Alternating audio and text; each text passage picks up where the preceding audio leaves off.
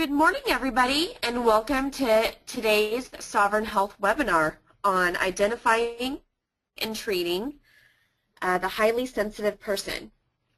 Thank you, Monica, and thank you to Sovereign Health for inviting me to make this presentation today. And good morning, everyone. I'm looking forward to talking with you today in the ways in which, in this new high-tech world, we talk to each other. But I certainly invite your questions and your comments as we proceed through the slide presentation and my opportunity to talk about a topic that's been very important to me over the years, the highly sensitive person.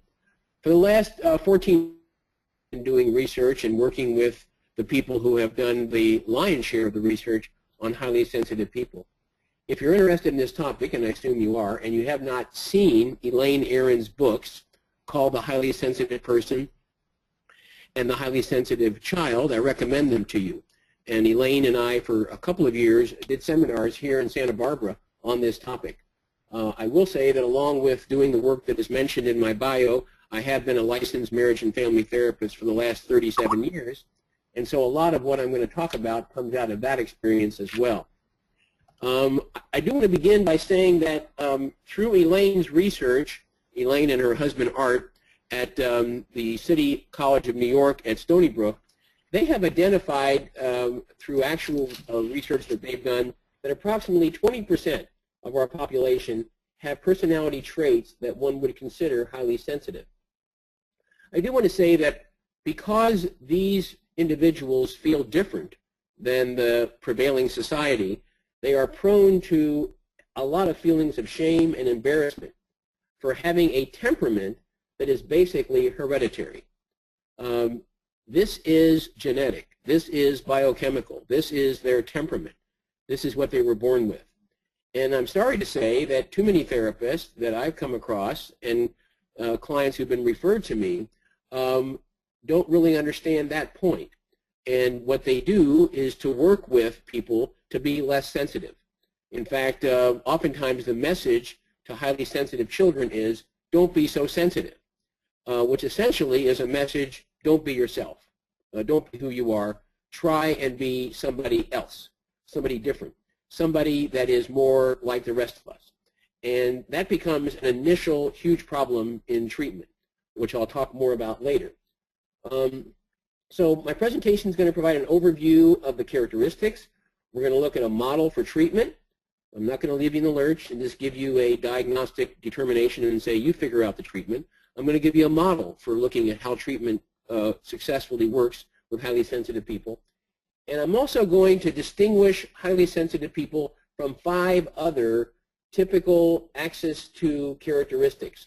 Too often, highly sensitive people, because they are different, become diagnosed along an axis 2 diagnosis, which is very harmful to them and really a misdiagnosis. So we're going to talk about that as well. All right, let's go to the next slide. So first, we're going to look at the physical characteristics that characterize highly sensitive people.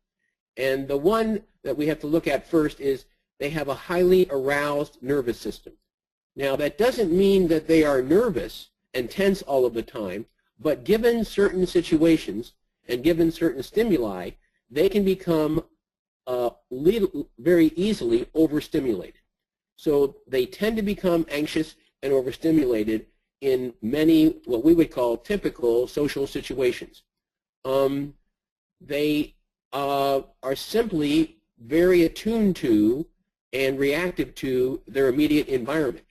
And their immediate environment can also include their own internal process, their own internal experience, which they're very reactive to. They also are very prone to sensory kinds of sensitivities. And let's talk a little bit about those. First, no, let's go back, please. Thank you. First, they have skin sensitivity. They are very sensitive to touch and to fabric. I should mention, as a bit of self-disclosure, that my daughter is a highly sensitive person, and I could walk by and just brush her, and she would turn and say, "Hey, that hurt." And I go, "Really?" So that was a tip-off to me early on with my daughter. There was something very different about her. So these folks are very, very sensitive to touch.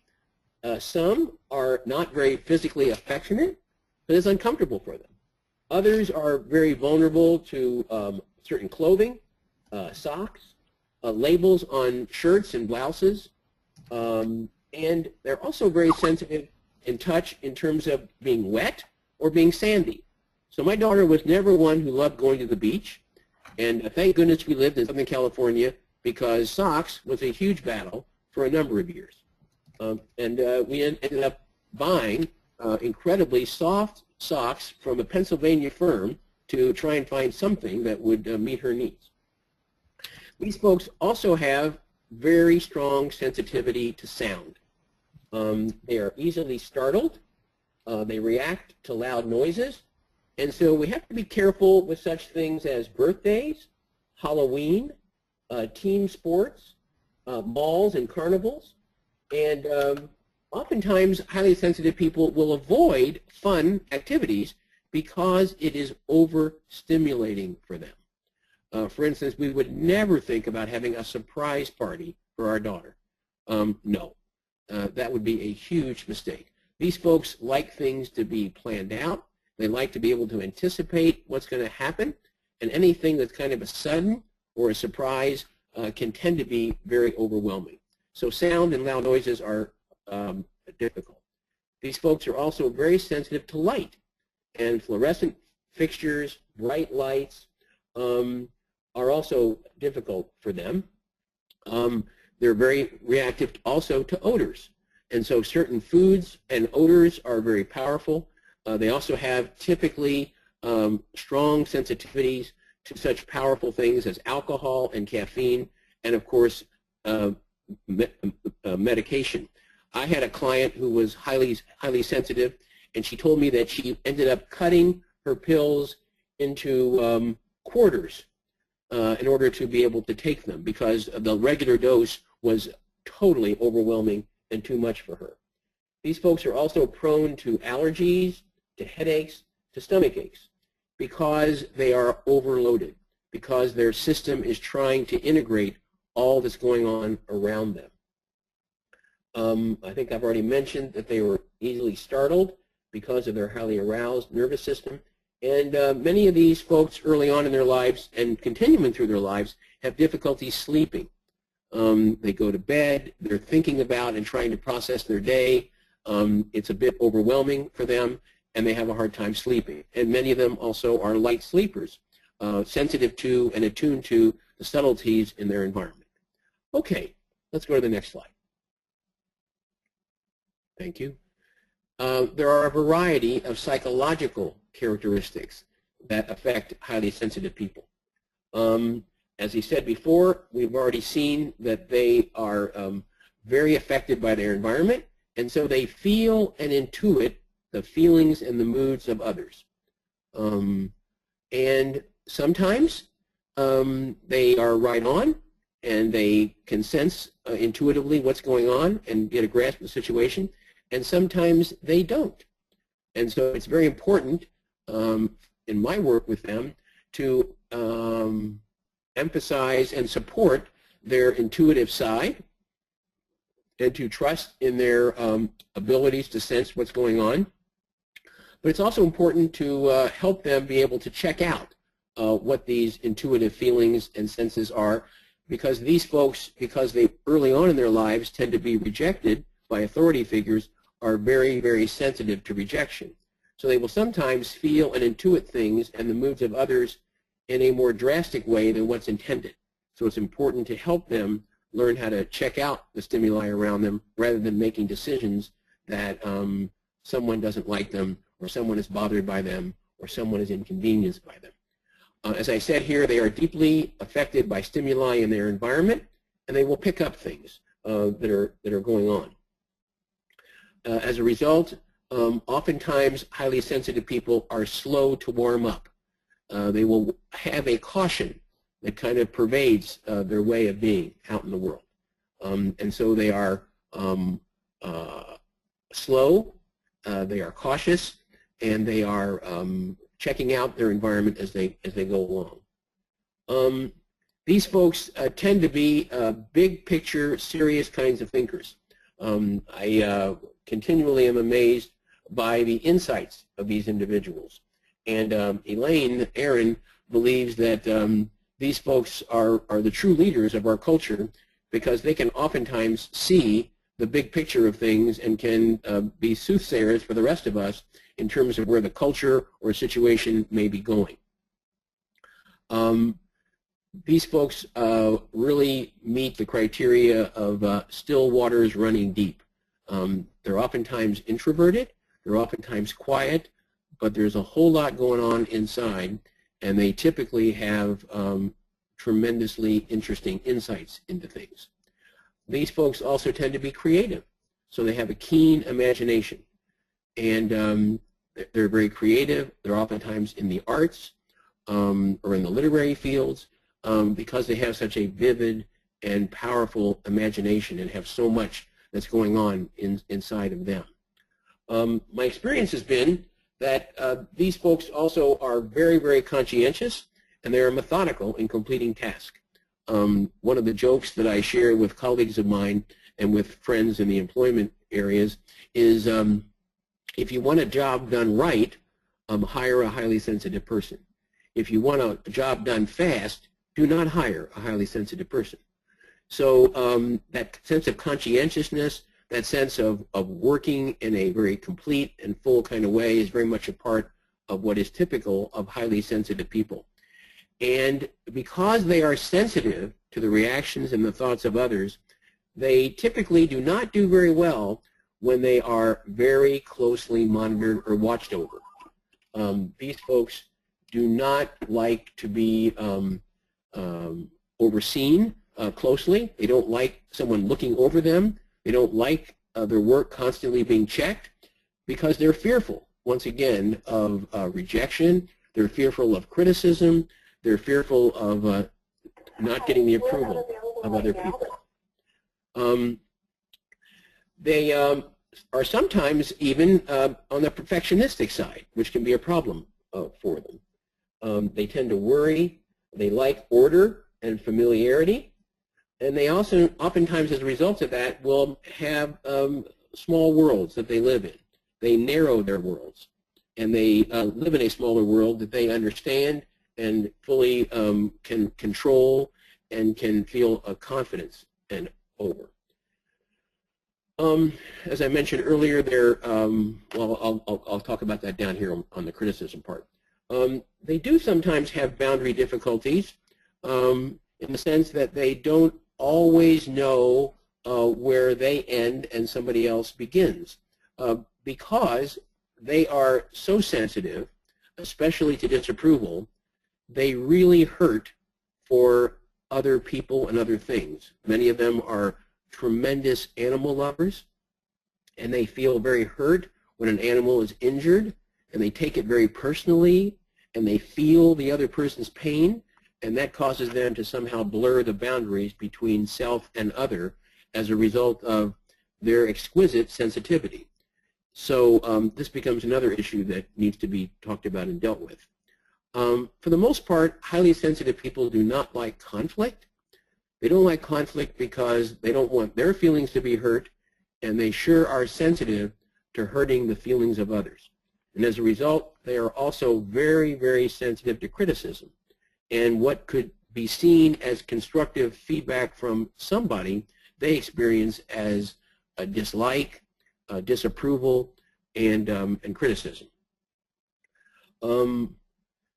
They, as a result of their conscientiousness, I want to say one more thing, tend to process information slowly.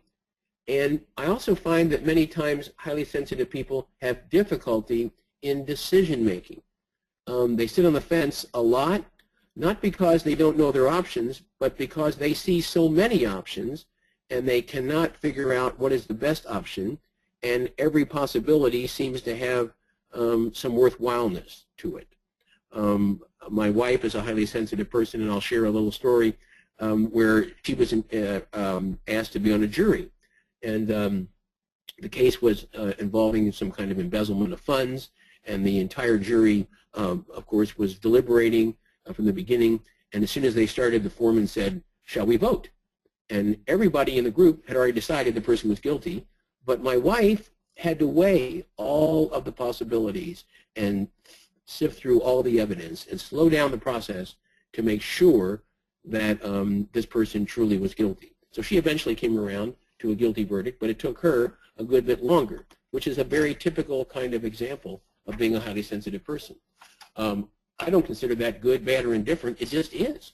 And that's what we're about here. We're about understanding that whether a person has high sensitivity or not, they are who they are, and that they deserve our respect and our understanding and need to be treated in that way, that there's no one standard that we have to abide by.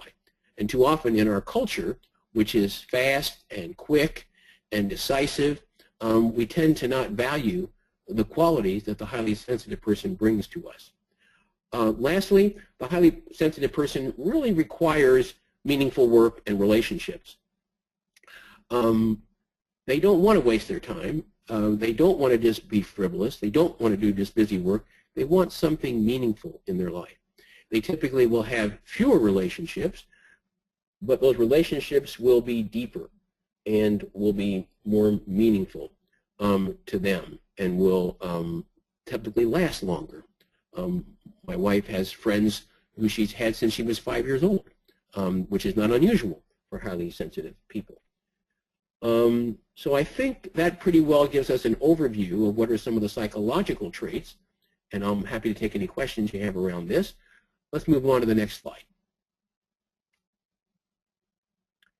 So too often in our clinical work with highly sensitive people, mistakes are made, and people are given a diagnosis of one of these 5 personality disorders.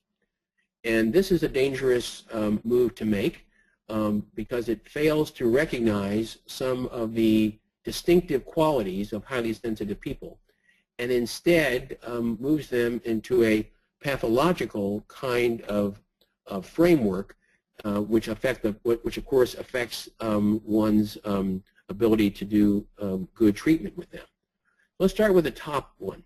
As I mentioned to you before, highly sensitive people really require a lot of downtime.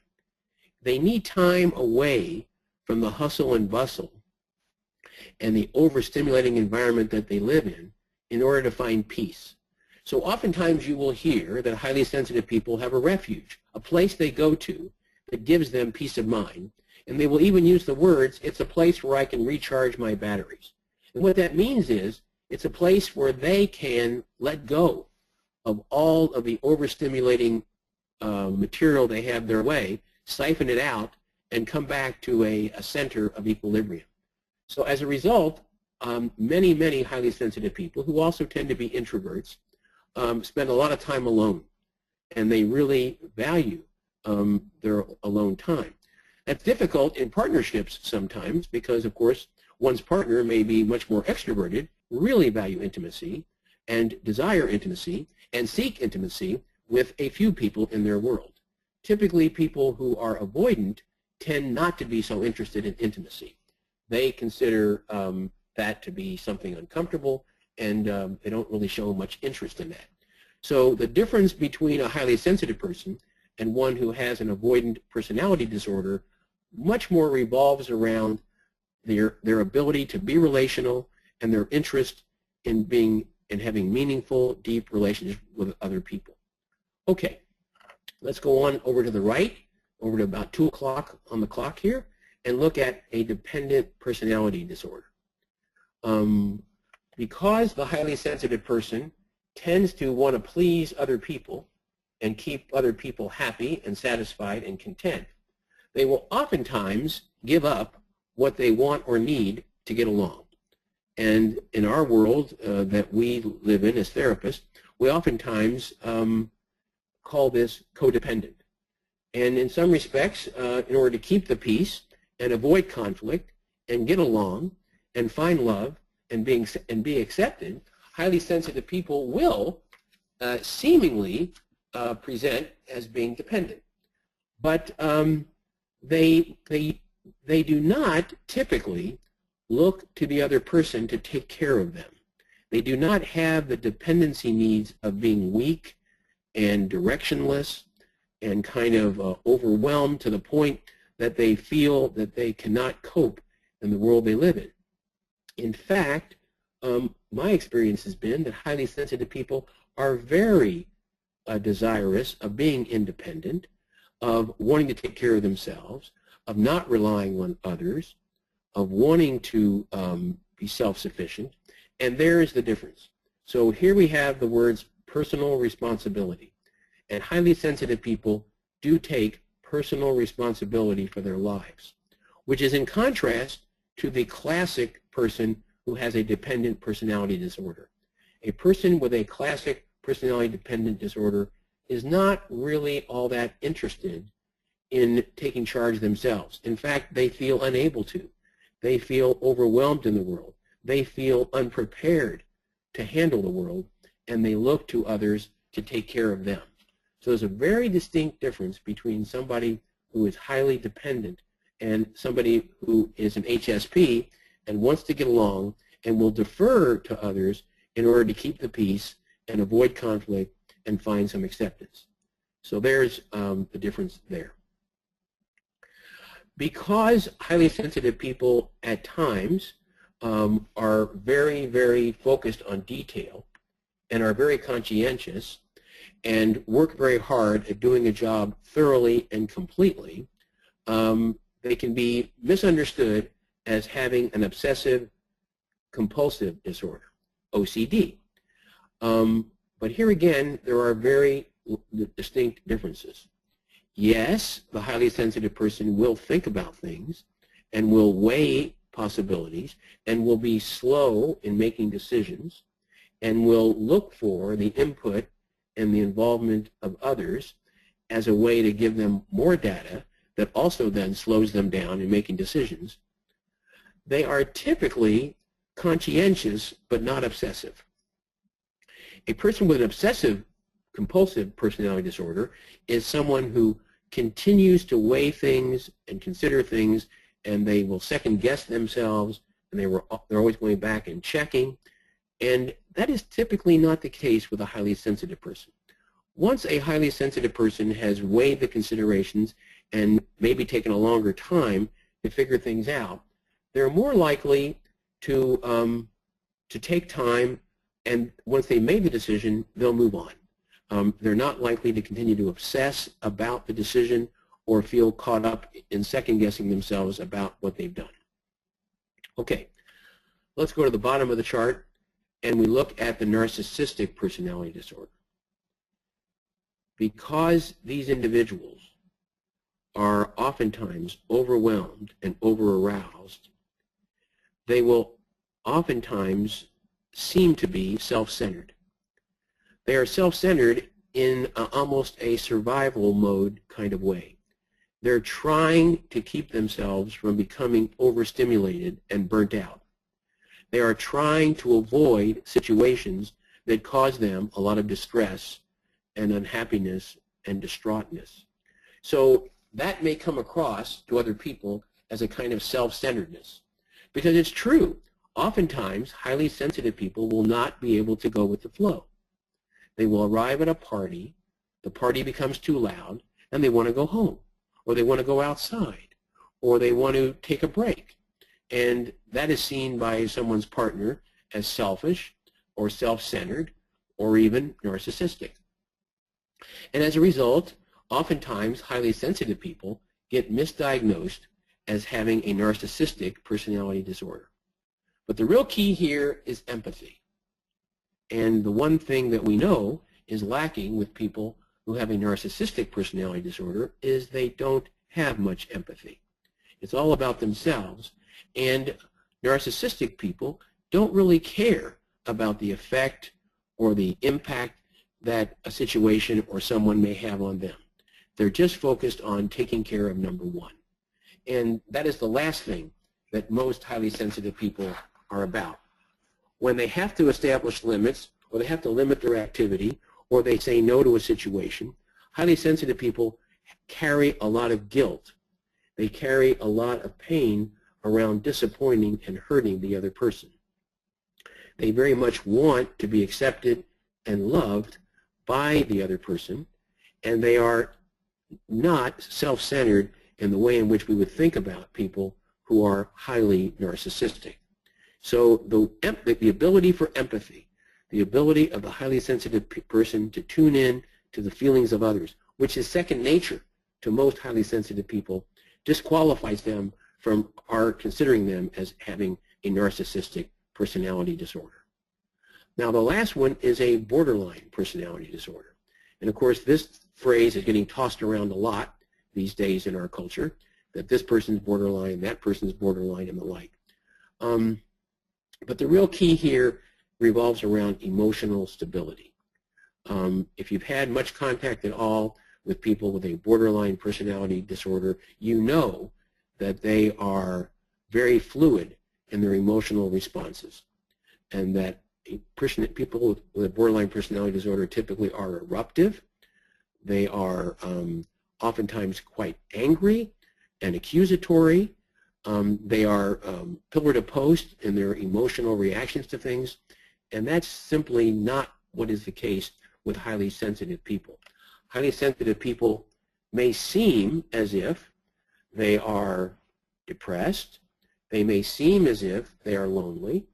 They may present as having a lot of needs that are unmet, and that's true because they have a real struggle in fitting in to our culture. And they feel a sense of shame that they're not more like the average person, that they are so different than the average person.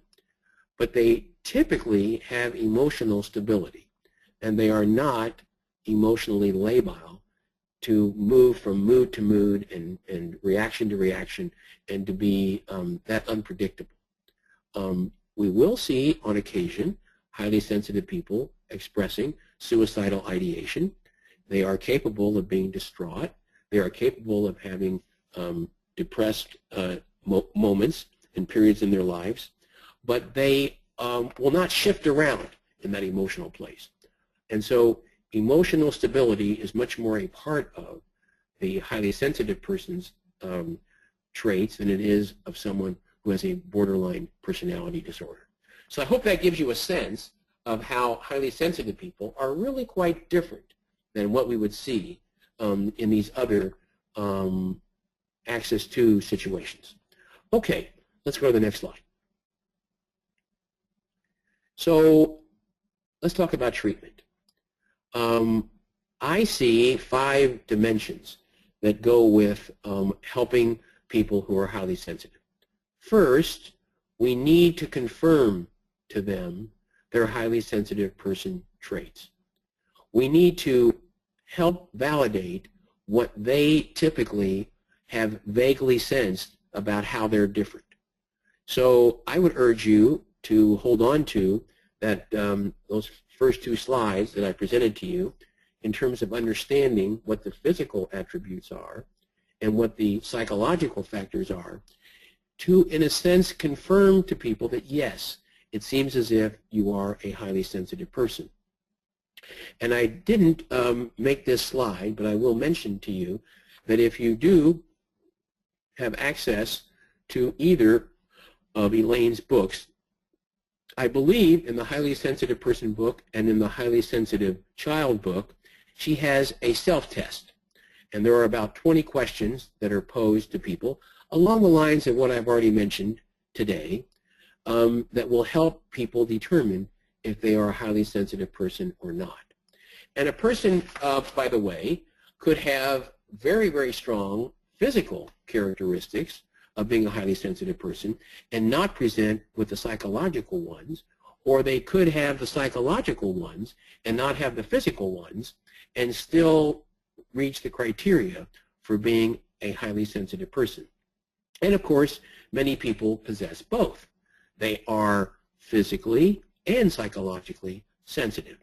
And so the first step is really affirming to people that they do have these highly sensitive person traits and that they can't control that. It is who and what they are, but they can learn through accepting these traits how to deal with it.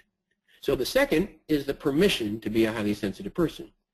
A lot of people, especially when they first come into treatment, will come in and say to me, I am too sensitive and I want you to change that about me. I don't want to be as sensitive as I am. I'm sick of it. I feel outside of the group. I feel rejected. I'm prone to a lot of criticism from others. I'm even prone to a lot of self-criticism, and I want you to help me not be so sensitive. And my reaction is, if we were presented with a zebra, would you expect me to change its stripes? Because really, this is an essence of who you are. And what I want to do is to help you embrace that, for us to deal with those things that are not working for you as a highly sensitive person. Let's engage in some problem solving around that, rather than our trying to be something that you're not. So in the second aspect, the second function that I serve my clients is giving them permission to be a highly sensitive person. The third is supporting them in the change process. And a lot of the change is helping them come to a place of self-acceptance. And then finding the compensatory skills to deal with it. To let them know that it's okay to take time for themselves. To let them know that it's okay to do a job thoroughly. That it's okay to want to be better one-on-one than in large groups. They don't have to be a social butterfly. That they can travel in smaller circles. That it's okay not to be fast and quick and be interested in going to bars or cocktail parties. This is simply not where they find fulfillment and a sense of enjoyment. So what they're changing in a lot of respects is their own attitude, their own perception, their own experience of themselves. And then they might have to make some changes in who and what they do, and how they spend their time, and who they maintain close relationships with. And that leads to the next, which is teaching assertive skills. A lot of what I do with people is giving them permission to operate in the ways in which they do, and to become a little bit more comfortable with conflict. I recall a client I worked with who had a very high position at one of our local colleges, and she was easily intimidated by her supervisor, who was a vice president at the school. And he would take her into the office, and he would present certain problems and demand that she provide some answers.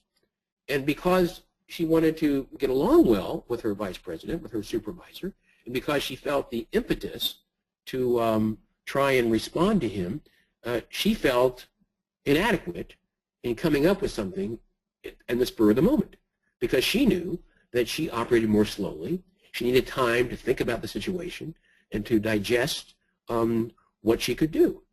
And so I suggested that she consider saying something to him of the sorts of, you know, that's a really good point. That's an interesting problem. Give me a few hours to think about that, and I'll get back to you. And she was amazed that just asserting herself to take time to consider it made all the difference. It's what I call setting the table. And too often, highly sensitive people, because they want to get along, allow the other person or allow the situation to set the table, rather than being comfortable in thinking about a situation and setting the table when they're ready. So she would return to him in a few hours or send him a memo, which completely sufficed, and she found a way that she could get out of the embarrassing situation she found herself in, trying to come up with something quickly. And realizing that she needed time to think things over, she was giving herself permission to be the person who she was, and was asserting herself with her boss to say, I need some time to think on this, and I'll be sure and get back to you.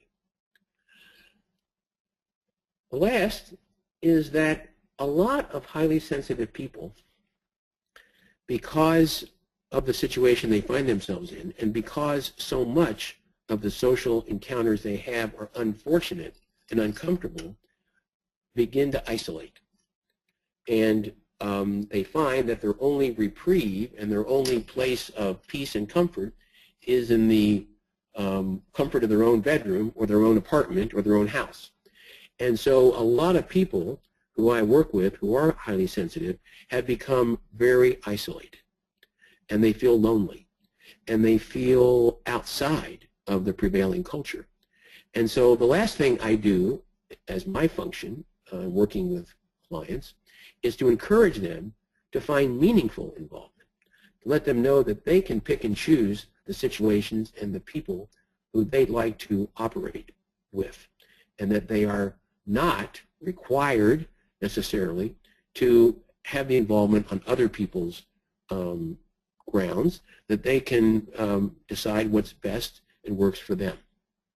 And I didn't mention this at the beginning, but I really think that as therapists, one of the most important things that we need to do is to discover what is our function with the client that we are seeing. What role do we need to play with them? Some of our clients need us to be somewhat like cheerleaders. Others of them need us to be mirrors. Others need to be encouragers. Others need to carry hope for our clients. Others need to do some important confrontation on issues that they're struggling to look at and to deal with. So our role should be a little bit different with every client that we see, and understanding what our function is with our clients, I think, is very important. So this little treatment model gives an idea of what I think our function is for many highly sensitive people, but I also want you to think about how that goes beyond this particular topic and really applies to every client situation you find yourself in. Okay, I'm ready for the next slide. One of the major things that we need to do to help highly sensitive people is help them find a way to calm and relax themselves. And so I've run groups over the years, and if you can believe it, these groups have generated 46 calming, relaxing activities. So I wanted to offer them to you. Obviously, some work better for some people than others, and some I use more often than others, but I wanted to walk you through them and give you a sense of what they might look like. First, and this is kind of interesting, isn't it, that the first one on our list is leave the situation. Too often, highly sensitive people feel obligated to stay in situations that they know are not healthy for them. And that includes marriages, that includes work settings, that includes social activities, that includes family gatherings. A lot of highly sensitive people don't do well in some of these situations. And so I want to give people permission to at least temporarily leave the situation and find a way to calm themselves, and then when they're ready, re-enter that situation if they have to be in it. We all have the obnoxious aunt or uncle, and we have to deal with them. But who says we have to sit there and hear them rant and rave for 2 or 3 hours at a time? Being highly sensitive, we can excuse ourselves, take a brief walk, and then come back and re-engage the situation if we feel that we have the right to take care of our own needs. So there's a good example of that. Repeating a phrase, a prayer, a tone, or a mantra, and even practicing yoga can bring inner calm. And I oftentimes will help people learn to sit and to be. Disengaging physically or emotionally is another one. Oftentimes, clients that I have enjoy taking naps and feel refreshed. Having a private place to release tension, writing and drawing, and painting or journaling is another way to get these feelings out and be able to relax better. Another kind of body awareness activity is to check in with your body and tense and relax certain muscles where you are carrying the tension. Let's go to the next slide, please.